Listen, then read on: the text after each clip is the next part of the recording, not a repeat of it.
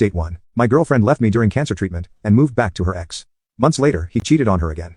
Now, she's standing at my door, begging for another chance and trying to claw her way back into my life. One day, I overheard her on the phone venting to a friend about how hard it was to watch me go through this. "It's just so much," she said. "I didn't sign up for this." Those words hit me harder than any chemo session ever could. I wanted to confront her, to ask her if she really felt that way, but I didn't. Maybe I was scared of the answer, or maybe I just didn't want to admit what I already knew. Emily was done. I started noticing other things too, small but telling.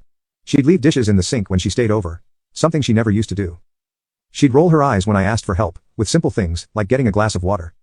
She stopped touching me. Even small gestures like holding my hand or brushing her fingers through my hair, disappeared. Once, I overheard her muttering under her breath, after I asked her to grab my medication from the bathroom. "You're not helpless," she said, just loud enough for me to hear. I don't know when exactly it happened, but at some point, I stopped asking for her help altogether. It was easier to struggle on my own than to feel like a burden. The worst part was that I still loved her. I still wanted to believe she was the person who'd held my hand in the beginning. Who'd promised we'd get through this together. But every day, it felt like she was becoming a stranger. The final straw, when my love for her started to vanish, came one evening after a brutal day. I'd been feeling weaker than usual, like my body was barely holding itself together. But I thought I could make it to the kitchen for some water. Emily was standing nearby, scrolling through her phone like she always did these days. I managed a few shaky steps before the dizziness hit me, and I collapsed to the floor.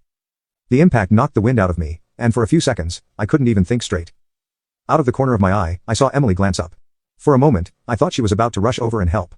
Instead, she just stood there, her phone still in her hand. But instead of moving toward me, she sighed and said, "Ethan, I told you not to push yourself." Her voice wasn't panicked or concerned. It was flat and detached, like she was commenting on a minor inconvenience. I expected her to put the phone down and come over, but she didn't. She just went back to scrolling, occasionally glancing my way, like I was a pile of laundry. She couldn't be bothered to deal with. I lay there on the floor too stunned to say anything, my body screaming in pain and in my head spinning. But all I could focus on was the fact that she wasn't moving. She didn't even kneel down to check on me. Eventually, exhaustion won, I passed out right there on the floor. When I woke up, I found myself still lying in the same spot where I'd fallen. Emily hadn't moved me, she hadn't called for help, she hadn't done anything. She was gone. The lights in the living room were still on, but there was no sign of her. A blanket had been tossed onto the couch, like she decided to sleep there, instead of dealing with me. I lay there for a while, trying to make sense of what had just happened. How had we gone from, "we'll get through this," to this? That moment was when it hit me. Emily wasn't just pulling away. She didn't care anymore, if she ever had.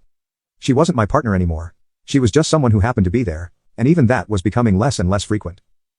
I didn't know it at the time, but I was already starting to prepare myself for the possibility that I'd have to face this battle alone. I just didn't realize how soon that moment would come. After that particular night, something inside me shifted. I stopped expecting Emily to step up. I stopped expecting anything from her. She was still around physically.